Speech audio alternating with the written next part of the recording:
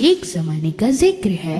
एक बादशाह था जो अपनी 12 खूबसूरत बेटियों के साथ रहा करता था। वो 12 शहजादियों के साथ एक बहुत बड़े और खूबसूरत घर में रहा करते थे। बादशाह अपनी बेटियों का पूरे दिल से ख्याल रखता था और जब भी रात को सोने जाता था तो बादशाह उन्हें बाहर जाने की इजाजत नहीं देता था। पर हर सुबह जब भी शहजादियां उठती थी तो कुछ अजीब हो जाता था। उन शहजादियों के जूतों को जैसे किसी ने सारी रात पहनकर नाच कर रखे हुए हों। उस बादशाह को अपनी बेटियों के लिए हर दिन नए जूते खरीदने पड़ते थे और अगले ही दिन वो सारे जूते इस्तेमाल किए होते थे। ना ही बादशाह और ना ही उनके महल के सिपाही इस जूतों के राज को सुलझा पा रहे थे। ये कैसे मुमकिन है? कैसे ये जूतों की जोड़ी एक ही रात में इस्तेमाल की हुई लग रही है? हुजूर, हम भी नहीं समझ पा रहे। आखिर में बादशाह ने कहा, जो भी कोई मेरी बेटियों के जूतों का राज सुलझाएगा तो उसकी शादी मैं अपनी किसी भी एक बेटी के साथ कर दूंगा। उसे अपना दामाद बनाऊंगा और मेरे मरने के बाद उसको ही राजा बना दिया जाएगा। पर उस इंसान के पास सिर्फ 3 दिन और 3 रातें ही होंगी, वरना उसे अपनी बाकी की जिंदगी जेल में गुजारनी पड़ेगी। उस सल्तनत के खूब सारे नौजवान और दूसरे शहरों के राजकुमार भी महल में इस काम के लिए आए। कई दिनों तक वो उन 12 प्रिंसेस के कमरे के दरवाजे के बाहर उम्मीद लगाकर बैठे रहते थे, पर कोई भी इस राज को सुलझा नहीं पाया और जूते हर रोज की तरह रात को पहने हुए होते थे। आखिरकार एक बहुत ही अच्छे दिल का नौजवान इस काम के लिए आगे आया और फिर वो महल की तरफ चल पड़ा। रास्ते में वो एक बूढ़ी औरत से मिला जो बहुत गरीब दिखाई दे रही थी। मेरे प्यारे बच्चे, मैं बहुत भूखी हूँ, क्या आप मुझे थोड़ा खाना दे सकते हैं? उस नौजवान ने अपने बैग में पड़ा सारा खाना उस बूढ़ी औरत को दे दिया। वो औरत बहुत खुश हो गई क्योंकि इससे पहले वहाँ से जितने भी लोग गुजरे उनमें से किसी ने भी उसे कुछ नहीं दिया था। वो औरत जानती थी कि ये नौजवान बाकी लोगों से अलग है, इसलिए उसने खाने के बदले उस नौजवान को एक जादुई खेप दिया। तुम ये जादुई कैप लो, जब तुम इसे पहनोगे तो गायब हो जाओगे। जब रात को 12 बजेंगे तब तुम इस कैप को पहन के गायब हो जाना। इस तरह तुम उन जूतों के राज को सुलझा पाओगे। लेकिन याद रहे कि जब वो प्रिंसेस तुम्हें पीने को कुछ दे तो तुम मत पीना। वो नौजवान उस खेप को लेकर महल की तरफ चल पड़ा और जब वो महल में पहुंचा उसने कहा कि वो जूतों के राज को सुलझाने आया है। पहले दिन जब वो उन प्रिंसेसेस के दरवाजों के बाहर खड़ा था तभी सबसे बड़ी प्रिंसेस नींबू पानी लेकर बाहर आई। आप प्यासे होंगे ना? हमने ये नींबू पानी खास आपके लिए बनाया है, इसे पी लीजिए। वो नौजवान उस बूढ़ी औरत की बात को भूल गया और उसने वो शरबत पी लिया।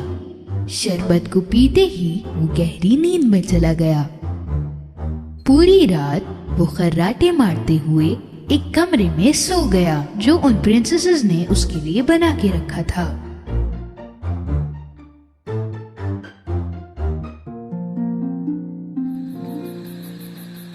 जब सुबह हुई तो वो नौजवान डरकर खड़ा हो गया। मुझे तो जादुई खेप पहनकर प्रिंसेस के कमरे में जाना था। दूसरी रात वो फिर से प्रिंसेस के कमरों के बाहर खड़ा हुआ था। इस बार दूसरी प्रिंसेस शरबत लेकर बाहर आई। उस नौजवान को बाहर खड़े खड़े बहुत प्यास लग रही थी और वो रात का इंतजार कर रहा था। बिना कुछ सोचे उसने वो शरबत पी लिया और वो फिर से गहरी नींद में चला गया। अगली सुबह जब वो जागा तो उसे वो बूढ़ी औरत की बात याद आ गई। लेकिन याद रहे कि जब वो प्रिंसेस तुम्हें पीने को कुछ दे तो तुम मत पीना। जरूर उस प्रिंसेस ने उस शरबत में नींद की दवाई मिलाई उसी हो। वक्त बादशाह वहाँ पहुँचा। 2 दिन गुजर गए और अभी तक तुमने उन जूतों के राज को नहीं सुलझाया। अगर आज भी तुम इसे ना सुलझा पाए तो अपनी बाकी की जिंदगी अब जेल में गुजारना। बादशाह ये बात कहकर वहाँ से चला गया। उस नौजवान को आज किसी भी कीमत पर उस राज को सुलझाना था। उसी रात आखिरी बार वो फिर से प्रिंसेस के कमरों के बाहर खड़ा हो गया। इस बार सबसे छोटी प्रिंसेस संतरे का शरबत लेकर आई, पर इस बार वो नौजवान जानता था जब प्रिंसेस वहाँ से चली गई, उसने उस शरबत को गमले में फेंक दिया। आधी रात हो गई थी। उस नौजवान ने जादुई खेप पहना और गायब हो गया। हल्के से उसने प्रिंसेस के कमरे का दरवाजा खोला और उसने जो देखा वो देखकर हैरान हो गया।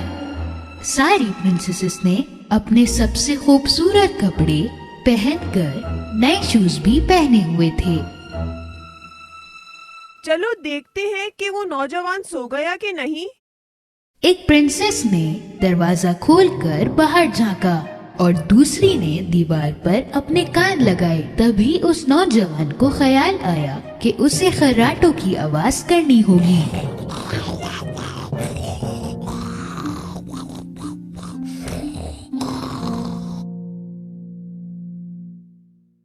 सबसे बड़ी प्रिंसेस ने बेड को एक तरफ सरका दिया और 3 बार ताली बजाई। बेड की दूसरी तरफ से एक छुपा हुआ रास्ता खुल गया।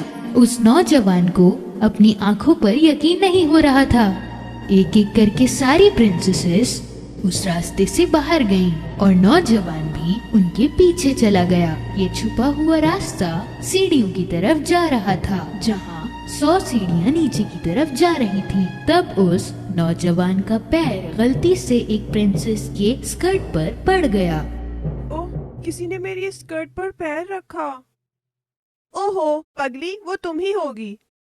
जब सीढ़ियाँ खत्म हो गईं, तो वो जंगल में पहुंच गई। वो ऊंचे पेड़ों से गुजर रही थी जिनकी खूबसूरत सफेद डालियाँ थीं। नौजवान ने एक डाली तोड़ी और उनका पीछा किया। काफी देर तक चलने के बाद वो प्रिंसेसेस एक नदी के किनारे जाकर रुक गईं। उस नदी में 12 कश्तियाँ थीं और उनमें 12 शहजादे उनकी तरफ आ रहे थे। वो प्रिंसेसेस कश्तियों में जाकर बैठ गईं और नौजवान आखिरी कश्ती में बैठ गया। कश्ती आज कुछ भारी लग रही है, जैसे इसमें कोई और भी बैठा हो। अजीब है। पगली, वो तुम्हारा वहम होगा।